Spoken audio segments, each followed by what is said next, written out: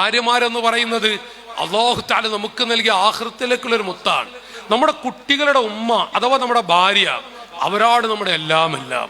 അത് വല്ലാത്തൊരു ബറക്കത്താ. ഭാര്യയുടെ മുഖത്ത് നോക്കി ഒന്ന് പുഞ്ചിരിച്ചാൽ കിട്ടുന്ന പ്രതിഫലം അത് കുട്ടികളെ മുന്നിൽ വെച്ചപ്പോ പറയുന്നില്ല.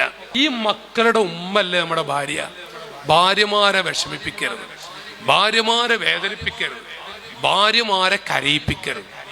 കരയിപ്പിച്ചോ അപകടമാണ്. അല്ലാഹ് ബറക്കത്തെടുത്ത് കളയും.